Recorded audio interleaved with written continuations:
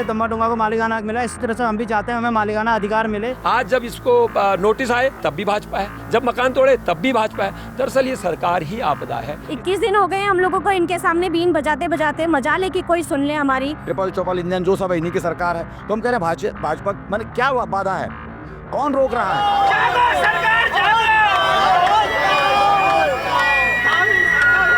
लोगों के मन में भारी आक्रोश है सरकार के प्रति। वोट चोर गद्दी छोड़, कल को उनसे बयान दिलवाया जा रहा, हम तो घूमने गए थे। बताइए ये कैसी मतलब लोग हैं, कितना टॉर्चर करते होंगे, सोच लीजिए। हमें सरकार की नाकामी है, 4 दिन का विधानसभा सत्र गैरसैंण में चला नहीं पाए। बार बार नोटिस आते हैं, बार बार उनको जो है डराया जाता है, बार बार उनको धमकाया जाता है। ये उन्होंने कहा भाई हम लोग इसको बनाएंगे, विधानसभा में प्रस्ताव को रखेंगे। मानसून सत्र चला गैरसैंण में और उन्होंने प्रस्ताव को नहीं रखा।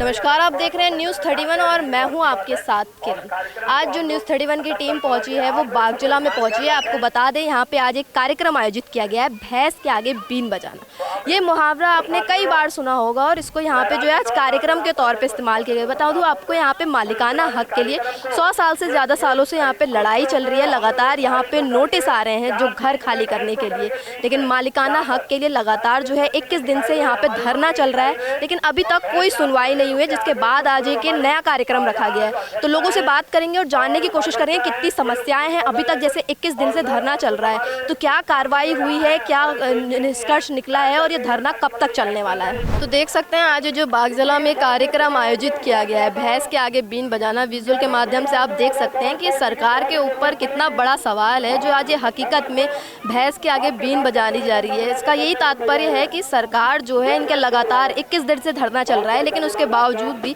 सरकार के कानों में जू नहीं रेंग रही है। जो मालिकाना हक की लड़ाई चल रही है वो लगातार जारी है और ये लड़ाई आज देखिए आप कहां तक पहुंच गई है कि आज यहां पे ये कार्यक्रम जो है आयोजित किया गया है। विजुअल के माध्यम से आप देख सकते हैं कि कैसे लगातार जो बागजला के ग्रामीण हैं एक कार्यक्रम आयोजित किया गया है और उसमें कैसे भैंस के आगे बीन बजाई जा रही है।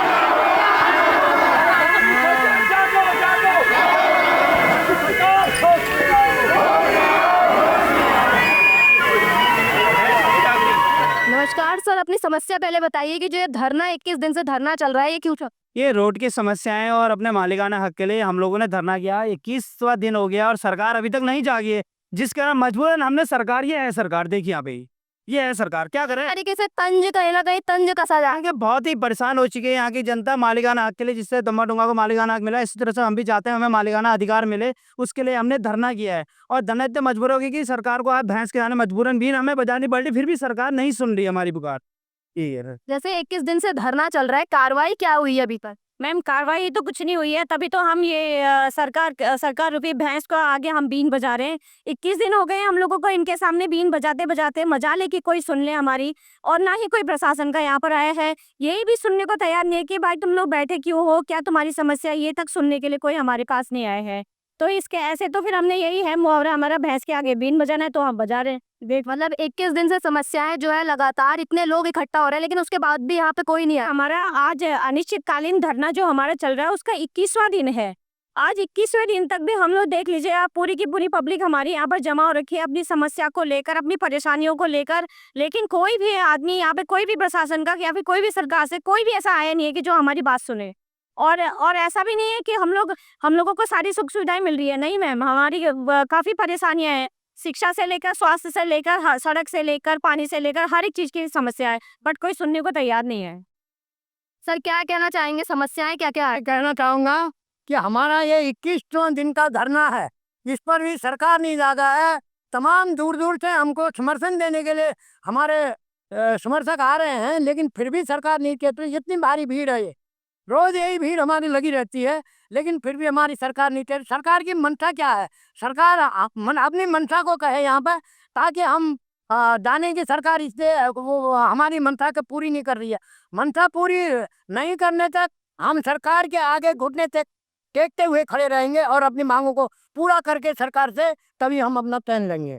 और चुनाव के वक्त जो है प्रत्याशी हैं वो घर घर तक पहुंचता है, लेकिन इस समय सरकार जो है सुन नहीं रही है, क्या कहना? जी क्या करें, हमारे तो ना बच्चे आगे को, हम बच्चों की हो रही है, इतनी बारिश के लगातार बारिश, तब भी हम यहाँ पर बैठे थे और कोई ना हमारे यहाँ ना सुनने आ रहा है ना कोई देखने आ रहा है, ताकि हम अच्छी प्रकार की नींद ले सके। और जब हमारे बच्चे बाद में, हमारे बहन तो सयाने हो गए, अब बच्चों का हमको अच्छा वो करना है हमने जी। परेशान है, जब से हमारे मकान टूटे तब से हम भय में हैं और हमको ये वो है, हम सरकार हमारे सुन के हमारे बच्चे ताकि पीछे को अच्छी तरह रहे। हमको बार-बार डरी है कि इस समय सरकार क्या कर दे।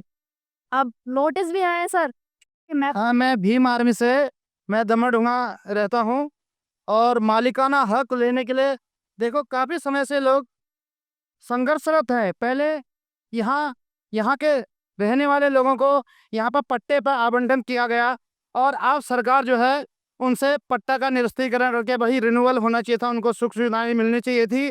समाज में हर कोई गरीब व्यक्ति परेशान है ना, तो यह सरकार सुन नहीं रही है। इसी वजह से आज ये कार्यक्रम जो है भैंस के आगे बीन बजाना ये एक मुहावरा है और यह सरकार यही रवैया अपना रही की है। ये बनी है भैंस और पब्लिक इनके पास अपनी वो लेके आ रही है, अपनी क्या कहते हैं परेशानियों को बताएगा। ये सरकार का नुमाइंदा कोई सुनने वाला नहीं है। हम आम लोग, आम पब्लिक, जितनी भी जनता यहाँ पर एकत्रित हुई है, सभी लोगों के मन में भारी आक्रोश है सरकार के प्रति ना। जो व्यक्ति यहाँ पर 21वां दिन हो गया, आज यहाँ पर ना इनकी कोई मीडिया आई है ना समय का कोई नुमाइंदा इनका आया है। हम आम व्यक्ति जो इनके सहयोग करने, भाई ये रोजी रोटी भी कमानी है लोगों को, फिर भी अपना 2-2, 2:30, 3-3 बजे तक यहाँ पर समय दे रहे हैं। कोई बच्चे को भी लेके आ रहा है, तो ये सरकार को कान खोलना चाहिए, इनके कान में तेल डालने, नहीं तो सत्ता छोड़ें। जैसे सर 21 दिन का समय काफी लंबा होता है, उसके बावजूद भी अभी यहाँ कोई सुध नहीं ली गई है, क्या कहेंगे? देखिए, लोकतंत्र में जनता मालिक होती है, लेकिन जनता को उसके अधिकारों से वंचित किया जा रहा है। इसलिए 150 सालों से लोग यहाँ पर रहते हैं। उन लोगों को बार बार नोटिस आते हैं, बार बार उनको जो है डराया जाता है, बार बार उनको धमकाया जाता है। ये वो लोग हैं बागजाला में जो कई सालों से यहाँ रह रहे हैं, कई वर्षों से यहाँ रह रहे हैं। इन्होंने अपने जीवन की पूरी कमाई यहाँ पर लगाई है अपने बच्चों के भविष्य के लिए, अपने आने वाली पीढ़ी के लिए, लेकिन दुर्भाग्यवश सरकार नहीं सुन रही है। मैं आपके माध्यम से मैं सरकार को बताना चाहूँगा, प्रदेश के मुख्यमंत्री से अनुरोध करना चाहूँगा कि ये जो लोग हैं, ये इन लोगों ने आपको वोट दिया, आपको अवसर दिया है और आपके पास मौका है, आपके पास मौका है लोगों को सुविधाएं देने का, मौका है लोगों की समस्याओं के समाधान करने का। यदि आप समाधान नहीं करेंगे तो इतिहास में आपको याद रखा जाएगा, यदि आप समाधान करेंगे तो भी आपको इतिहास में याद रखा जाएगा। इसलिए आप इन बागजाला की समस्याओं को समाधान करें और इनको मालिकाना हक दें। सर जैसे डमरडूंगा का भी मालिकाना हक का काफी समय से लड़ाई चल रही थी, लेकिन अब कहीं ना कहीं उनको निजात मिल गई है, तो क्या लगता है धीरे धीरे क्या पता यहाँ भी कुछ काम हो? देखिए, दमड़ूंगा को मालिकाना अधिकार मिलना चाहिए, हम उसका स्वागत करते हैं, लेकिन बागजाला के साथ भी सौतेला व्यवहार सरकार न करे, यहाँ भी मालिकाना अधिकार दे। यहाँ भी बड़ी आबादी जो है, यहाँ गरीब लोग हैं, दलित हैं, अल्पसंख्यक आबादी यहाँ निवास करती है और यहाँ लंबे समय से लोग रह रहे हैं। आज़ादी के पहले से लोग यहाँ रह रहे हैं। 1925 से लेकर 1935 का जो ब्रिटिश कालीन वर्किंग प्लान है, उसमें बागजाला का जिक्र है। जब इतने लंबे समय से बसासत लोगों की है, उनको मालिकाना अधिकार मिले, इसकी लड़ाई चल रही है। और लेकिन सरकार, बिल्कुल विधायक जी यहाँ आए थे, उन्होंने कहा भाई हम लोग इसको बनाएंगे, विधानसभा में प्रस्ताव को रखेंगे। मानसून सत्र चला गैरसैंण में, पर उन्होंने प्रस्ताव को नहीं रखा। वो मांग करना चाहते हैं कि मुख्यमंत्री घोषणा करें मालिकाना अधिकार की बागजाला की, और अगर नहीं करेंगे तो हम इस आंदोलन को तेज करेंगे। इसीलिए चूंकि बिल्कुल सोई भी सरकार है, कुंभकर्णी नींद में है, तो कुंभकर्णी नींद से जगाने के लिए आज ये भैंस के आगे बीन बजाने वाला कार्यक्रम यहाँ गाँव के लोगों द्वारा किया जा रहा है।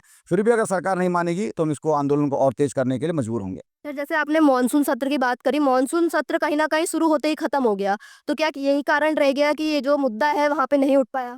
देखिए, मानसून सत्र अगर शुरू होते ही खत्म हो गया, 19 से 22 तक चलना था, 4 दिन, ये तो सरकार की नाकामी है, धामी सरकार की नाकामी है। 4 दिन का विधानसभा सत्र गैरसैंण में चला नहीं पाए। गैरसैंण को एक सैर सपाटा बना के रख दिया गया है, वहाँ करोड़ों अरबों रुपया खर्च होता है, जाते हैं तामझाम, और ये पहली बार नहीं हुआ है। आप देख लीजिए इतिहास, जितने भी विधानसभा सत्र यहाँ हुए हैं अभी तक, वो कोई भी पूरे नहीं हुए हैं, है ना, वो बीच में ही खत्म हो जा रहे हैं। तो इसका मतलब क्या है? या तो सरकार के पास एजेंडा पूरा नहीं है।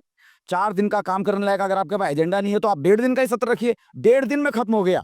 वहां के विपक्ष को तो बोलने की मौका मिला नहीं, सत्ता के पक्ष के लोगों को ही बोलने का मौका था, तो उसमें तो मौका था विधायक जी के पास। लालकुआं विधायक वहां रख सकते थे, ऐसा तो नहीं था नहीं रख सकते। 1.5 दिन के भीतर भी सत्ता पक्ष की बैठकें हुई, वहां मुख्यमंत्री खुद मौजूद थे, मुख्यमंत्री से बात कर सकते थे, मालिकाना अधिकार की घोषणा कर सकते थे। हम तो ये कहना चाहते हैं कि मालिकाना अधिकार की घोषणा यहाँ से की जाए, क्योंकि ये फॉरेस्ट लैंड है। तो हमारा तो कहना है कि ये फॉरेस्ट लैंड अगर डिसफॉरेस्ट नहीं होगी, क्योंकि इनको राजस्व में ट्रांसफर होना है, इसके लिए विधानसभा प्रस्ताव ले उस प्रस्ताव को केंद्र सरकार को भेजा जाए, क्योंकि वन के महकमे का मामला केंद्र सरकार का है। वहाँ के वन एवं पर्यावरण मंत्रालय से स्वीकृति NOC लेकर के राजस्व की अधिसूचना जारी करे। अब चूंकि यहाँ भी इनकी सरकार है, वहाँ भी इनकी सरकार है, विधायक, सांसद, मुख्यमंत्री, प्रधानमंत्री सब ट्रिपल चौपल इंजन जो सब है इन्हीं की सरकार है। तो हम कह रहे हैं भाजपा मैंने क्या बाधा है, कौन रोक रहा है ना। बागजाला के जो यहाँ दशकों से लोग रह रहे हैं उनको मालिकाना अधिकार देने से सरकार को कौन रोक रहा है, इस बात का सरकार को जवाब देना चाहिए, है ना। क्यों सरकार नहीं कर रही? इसका मतलब है कि आपकी कहीं ना कहीं मंशा नहीं है, आपका कहीं ना कहीं राजनीतिक इच्छा शक्ति नहीं है, लोगों को यहाँ गरीबों को उजाड़ने की आपको कोशिश कर रहे हैं। क्यों कर रहे हैं? क्योंकि स्पष्ट तौर पे हल्द्वानी का सबसे आज के दिन में ये नज़दीक का इलाका है, स्टेडियम बन गया है, जू बनने की चर्चा है, कभी कभी हाईकोर्ट की चर्चा होती है, कभी अंतर्राष्ट्रीय बस अड्डे की चर्चा होती है। ये सारी चर्चाओं के बीच में लोगों को लग रहा है कि भाई ये तो गरीब लोग बसे हुए हैं, गरीब लोगों को हटा करके किसी बड़े अमीर को दिया जाए, अंबानी अडानी को ज़मीन दी जाए, टाउनशिप बनाई जाए, बड़े बड़े लोग यहाँ रहें, है ना, चिड़ियाघर बने, लोग यहाँ से दूरबीन से चिड़ियाओं को और बाघों को देखें। तो भाई इसके लिए ज़मीन नहीं है। यहाँ गरीबों ने मेहनत करके बसे हैं, अपनी खेती बाड़ी करके, पशुपालन करके न सिर्फ अपनी जीवन यापन कर रहे हैं बल्कि देश की अर्थव्यवस्था में योगदान भी कर रहे हैं। मजदूर किसान लोग रहते हैं, तो इन मजदूर किसानों को स्थायी निवास की अनुमति जो जहाँ पे है उस पर मिलनी चाहिए। और सरकार क्या कर रही है, ये करने के बजाय लोगों को आपस में बांटने का काम चल रहा है।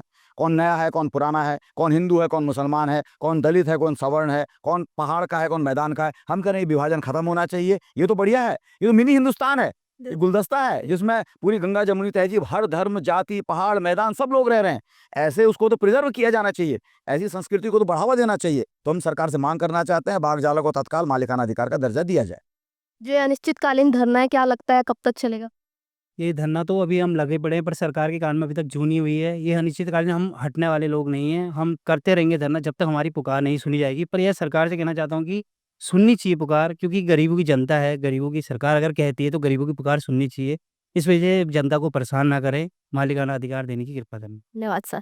तो देखा आपने यहाँ पे कितनी जो है समस्याएं लगातार जो हो रही है। सर, क्या समस्या है जो सबसे ज्यादा जो है सामने आ रही? सबसे बड़ी समस्या तो है जो आज सरकार है, ये सबसे बड़ी समस्या है, क्योंकि ये बांटने की राजनीति कर रही है। ये पूरे जो किसानों को, मजदूरों को और पशुपालकों को सबको उजाड़ने के लिए नीतियां बना रही है। जैसे आपने देखा होगा, पशुपालन को उजाड़ने के लिए ये लाए हैं आपका गोरक्षा कानून।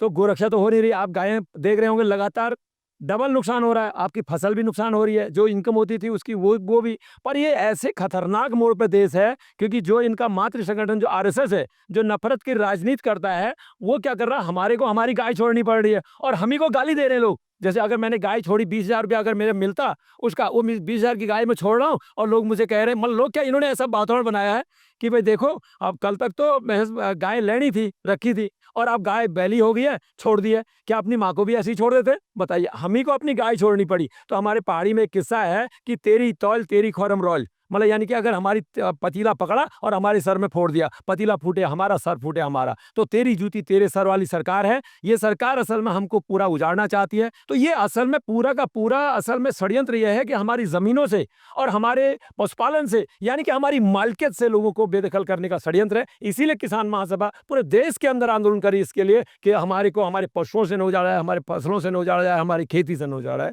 इसीलिए पूरे देश के अंदर जो आंदोलन चल रहा है, इसमें हम लोग पूरा राष्ट्रीय स्तर पर भी इसको आवाज उठा रहे हैं। और यहाँ भी इसीलिए हम कह रहे हैं कि ये सरकार का मामला है, सरकार को विधेयक लाना चाहिए और उसमें जो है इनको गायों को खरीदने की गारंटी करनी चाहिए। हम नहीं कह रहे कि गायों को मान लो काटो, आपको अगर उसको पूजा ही कर रहे हो तो कोई बात नहीं, अच्छी बात है, तो आप खरीदिए, सरकार खरीदे, हमने तो बेचने के लिए रखी है, हमारा प्रॉपर्टी है।